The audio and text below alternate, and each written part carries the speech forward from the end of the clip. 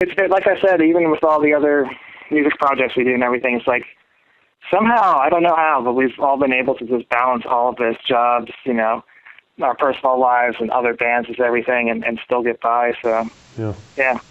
What's the where are you at in your album release cycle? I mean, you got something new you're going to go on tour to promote? Yeah, we've already started working on some new songs, and we're hoping to get like probably at least 2 of them, ready to be performed by the time we leave in June. Mm-hmm. The way we work though is like we're not too concerned about putting out an album every year or even every 2 years. It takes as long as it needs to take, and right.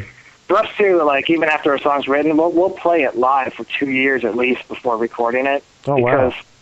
Yeah, because even though the songs are very structured and thought out and composed and rehearsed a lot in the rehearsal room, when we go out and play them live, lots of things happen spontaneously, especially with our drummer Jeff, where he just kind of will change things around the spur of the moment, just with what he's playing on drums and stuff. That will will make the song even cooler. And I kind of know. I don't know. I'm always like afraid of recording songs too soon because there's so many times you record a record and then afterwards like, oh, we could have done that and that would have been so much cooler in that song. And so now we sort of like we really like let the material mature. Yeah, mature. That's a good word for it. And before we go in and record it and stuff. And so realistically, I don't think we'll put out another album until 2011 or 12 probably. Oh wow! So that's that's kind of counter to these things these days, is it not? I mean, it's crazy right now. It's like how the business is changing, and then just with the internet, and just how accessible music is in general now. It's just like people are just being overwhelmed with content. Too many options. I feel like with our band, the people that like us already, they're not going to forget about us in 3 years or whatever until our next record comes out. They'll be there. Because that's the thing, with this kind of music, it's like it's such a select audience and a select sort of taste and aesthetic that, these are the kind of listeners that they're not, it's not like pop music where it's like, oh, Britney Spears was cool a couple of years ago and now it's grown out of that, or whatever. Like, yeah.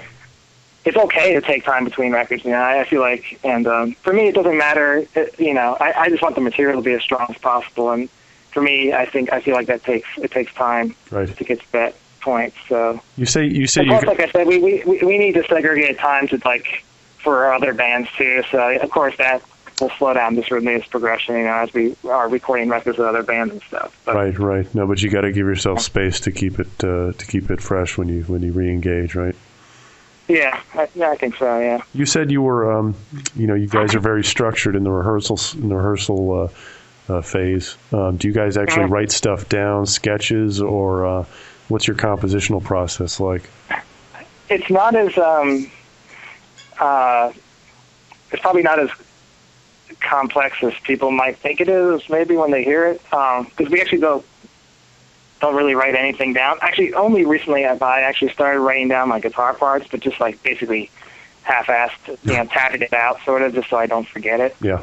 But as far as composing the music, a lot of the songs are start with me, and I just work by myself, and always on an acoustic guitar, just in my apartment or whatever, just playing acoustic guitar, and just sort of eventually I don't know, music is mysterious. Who knows where it comes from, and then ideas will just happen, and then if they're exciting ideas, then the song will just sort of write itself, sometimes. And so usually it's like I work on it first, and I sort of try to get a pretty strong structure together, and then I bring that to, practice, and I show it to Jeff and Colin, and usually Jeff will sort of start playing along with my ideas first, and we'll try to get some drums worked out. And then Colin likes to work on his own with the bass parts, so usually we'll demo, guitar and drums for him, and he'll work on his bass parts on his own time. And then the next week I'll have some bass parts written, and we'll hear them, and then we'll, So basically it's like I start the songs, but then it's extremely collaborative. Right.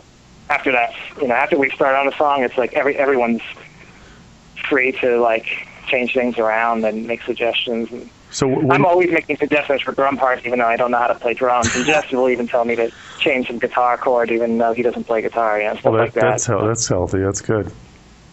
What do you when you? I'm curious though, when you if you base the song so much on playing live, from when you start rehearsing to when you finally get it on tour and then you feel like recording it. When you bring it in the studio, are you really just all about capturing the performance you've worked through over time, or do you layer stuff on?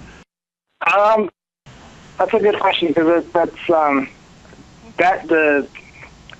going into the studio and doing it live sort of thing was the way it's pretty much the way we first every record, but on the most recent one, Psychic Maps, we did that, and then we also felt like we wanted to add more on top of that. Mm-hmm.